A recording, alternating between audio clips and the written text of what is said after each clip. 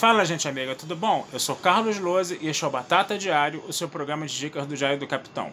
Hoje nós vamos falar de cinema, mais especificamente do mais recente Rambo de Sylvester Stallone, intitulado Last Blood, fazendo uma referência, ao primeiro filme que foi o First Blood.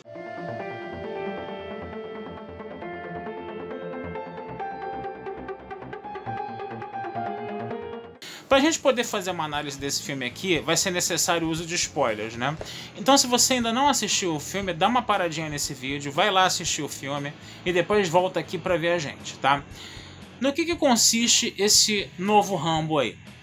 Ele tá, no seu rancho, se vocês se lembram do quarto filme, ele tava voltando, pro seu rancho no final do quarto filme, e lá ele vive, com uma senhora, que é uma espécie de empregada dele, e vive também com a neta dessa senhora, que ele trata como uma espécie de sobrinha postiça, uma espécie de uma filha, Ele tenta fazer, salvamentos, tenta salvar pessoas, ele estava, inclusive, o filme inclusive começa, mostrando ele tentando salvar um casal, numa enchente, ele não consegue, ele fica muito chateado com isso, porque ele foi um cara sempre que foi uma máquina de guerra, que matava os outros, então agora ele tenta salvar vidas, e quando ele não consegue salvar as vidas, ele fica muito chateado, Além disso, você também tem esse ex-soldado que ainda é muito perseguido pelos traumas de guerra dele, Então você tem todo esse contexto aí, que vai ser agravado por um outro problema. Que problema é esse? Essa sobrinha de criação dele, ela tem um pai biológico que vive no México, E ela sempre quis conhecer esse pai biológico. Com a ajuda de uma amiga que vive no México, ela vai, tentar falar com esse pai aí, Mesmo que o Rambo e mesmo que a avó dela falem que esse cara não presta. Ela vai lá, descobre que o pai realmente não presta, fica muito abalada, E a amiga dela, que na verdade está montando uma arapuca para ela, leva a menina para um clube, para um nightclub, para poder esquecer um pouco essa tristeza, Mas nesse nightclub o que você tem? Você tem uma quadrilha mexicana que sequestra mulheres para trabalharem sobre prostituição para eles, para essa quadrilha aí, Então isso acaba acontecendo com a menina. O Rambo, vai atrás dessa amiga dessa sobrinha dele, E com uma forma bem delicada, ele convence a menina, a levar ele até essa quadrilha. Só que quando ele chega a essa quadrilha, ele vai lá sozinho, tenta resolver tudo, que nem aqueles Rambos que a gente vê lá na década de 80, Só que esse modelo hoje já está bem ultrapassado, e o que acontece? Ele é cercado pela quadrilha e toma uma surra. Ele só não morre ali, porque ele é o herói do filme, e foi inventado alguma desculpa ali para ele continuar vivo, Mas ele tá lá todo arrebentado no chão, e aí uma jornalista mexicana independente, que inclusive perdeu uma irmã para essa quadrilha também, acaba salvando ele, leva ele para casa dela, trata dos ferimentos dele, E aí, quando ele se recupera dos ferimentos, ele descobre onde tá essa sobrinha dele, Ele vai no prostíbulo onde ela tá, e acaba salvando a menina, não sem antes, matar todos os homens, a marteladas dentro desse prostíbulo, É um filme do Rambo, é um filme violento, Só que quando ele leva essa sobrinha dele para casa, eles estão voltando pro rancho, o que acontece? Ela foi muito drogada, para ela ficar mais sugestionada, entendeu? A se prostituir. E aí ela acaba morrendo de overdose por causa disso, E então o Rambo ele vai voltar para o México, com a ajuda dessa jornalista mexicana, ele vai buscar a vingança dele, Ele vai na casa do irmão, do chefão lá da quadrilha, Arranca a cabeça do homem fora, tá? E aí atrai a quadrilha para o rancho dele, nos Estados Unidos, Onde o rancho tá cheio de armadilhas. Mas armadilhas bem ao estilo da Guerra do Vietnã, onde o exército Vietcong fazia o quê? Cavava túneis nos subterrâneos do país inteiro, Cada soldado Vietcong ele precisava cavar 1 metro de túnel por dia. E aí o que acontecia? Eles conseguiram ganhar a guerra em cima dos americanos por causa desse sistema intrincado de túneis, Eles saíam dos túneis, atacavam os soldados americanos, matavam e voltavam para os túneis. Os americanos nem viam o que atingia eles, no caso, que eram esses exércitos aí, E aí, o filme ele vai se processar dessa forma, Ele vai ser todo aquele derramamento de sangue que a gente já conhece, vai ser toda aquela violência extrema que a gente conhece e por aí vai, tá?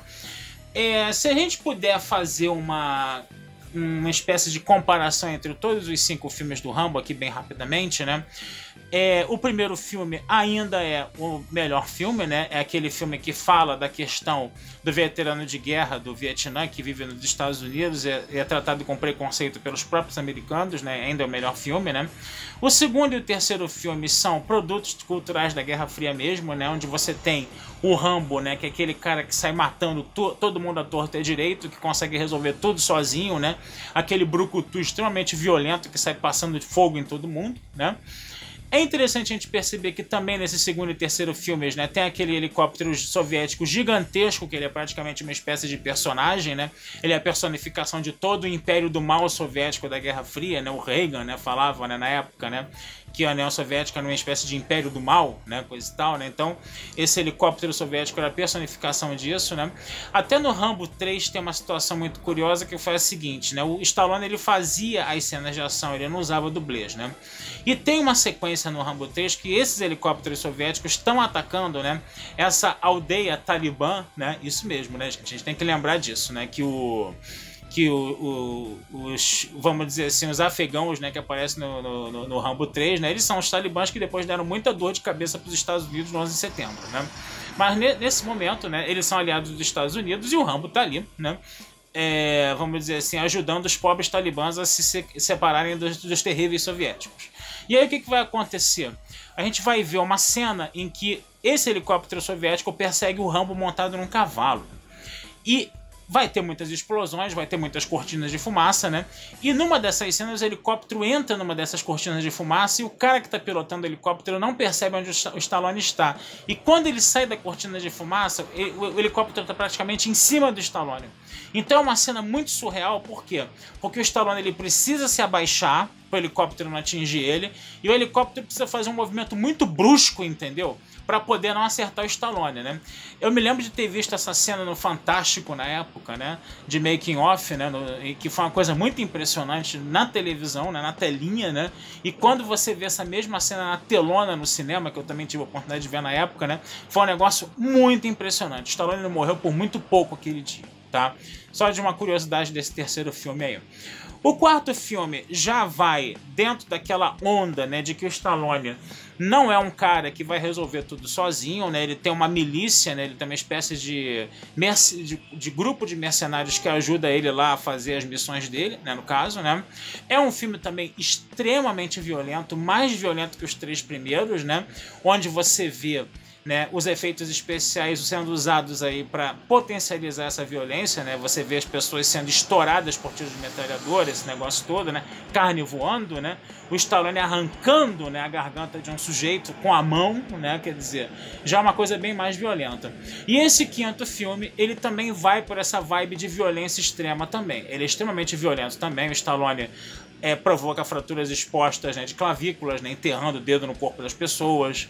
Ele mata o traficante lá, o vilão principal, com uma faca, né? Ele arranca o coração do sujeito usando uma faca, né? Quer dizer, tem todas essas coisas extremamente violentas, né, que esses dois últimos filmes mostram, né? Porque eles são mais violentos, que se usa os efeitos especiais para serem mais violentos, né? Agora, nesse quinto filme também tem uma situação muito interessante, né? Por quê? Porque se nos outros filmes o Rambo ou era um cara que resolvia tudo sozinho, ou era um cara que tinha ajuda dos outros, nesse filme você tem um esquema meio híbrido. Por quê? Porque alguns momentos você mostra que ele não resolve tudo sozinho, né? Quando ele vai tentar resolver tudo sozinho, né, ele é cercado pela quadrilha e é arrebentado pela quadrilha vivo, né? E depois ele é ajudado por essa repórter, por essa jornalista mexicana aí, tá? Então ele não sabe, não age sozinho. Mas na sequência do rancho, onde ele, entendeu, tá montando as armadilhas nos túneis, entendeu? Ele meio que age sozinho, sim. Só que ele não age sozinho como aquele brucutu que sai metralhando todo mundo e sai matando todo mundo, resolvendo tudo na base da força e na base da porrada. Ele vai usar um pouco mais a cabeça, também a força bruta, obviamente, né, que é um filme de Rambo, né? Mas ele vai usar essa força bruta de uma forma um pouco mais inteligente, porque ele monta as arapucas, né? Monta as armadilhas nesses túneis, né? Para ir pegando essa quadrilha toda de mexicanos aí, né? Então você vê que o Rambo, você vê uma coisa meio híbrida aí, né? Tem horas que ele atua sozinho, né, usando mais a inteligência, né, e tem horas que ele atua com a ajuda das pessoas, né, para fugir um pouco desse mito daquele herói da década de 80 que sai matando todo mundo à torta e à direito, né, sozinho, sem ajuda de ninguém, tá certo? Então, é um filme curioso, né, é um filme violento, realmente, tá? Porque a gente não pode esperar outra coisa de um filme de veterano de guerra, tá? Que é extremamente violento, que tem uma psicopatia ali, né, embutida nele, né, pelos traumas de guerra, né, dele acabar sendo uma verdadeira máquina de guerra, né, você não pode esperar outra coisa além disso, né, mas é um filme muito interessante, principalmente, na minha opinião, por causa dessa história dos túneis, né, é uma coisa realmente que é bacana, né, que foi uma coisa que a gente viu muito, veio muitos documentários sobre a guerra do Vietnã, né, e agora o Stallone está usando isso nesse filme aí, né, para, vamos dizer assim, ser a parte mais interessante, a parte mais inteligente do filme, né, para o filme não ficar só uma coisa ali de violência explícita, de violência extrema, tá certo? Então essa é a minha dica de hoje, vou ficando por aqui, desejando vida longa e próspera a todos, né, e sugerindo sempre que vocês visitem meu site batataespacial.com.br, tá? Onde vocês vão ver lá resenhas de cinema, onde vocês vão ver lá a minha coleção de postais antigos, né, para quem gosta de postais antigos, vão ver os meus contos, minhas poesias, né, vão ver meus textos sobre séries, né, eu tenho muita coisa escrita sobre Star Trek lá, sobre Guerra nas Estrelas lá, dê uma procuradinha lá, tá? E é isso aí, gente. Fico por aqui, fui. Fala, gente amiga, e não deixem de acompanhar o Diário do Capitão nas redes sociais, YouTube, Instagram, Facebook e o site diariodocapitão.com.br. E deem também uma chegadinha no meu site, batataespacialtudojunto.com.br.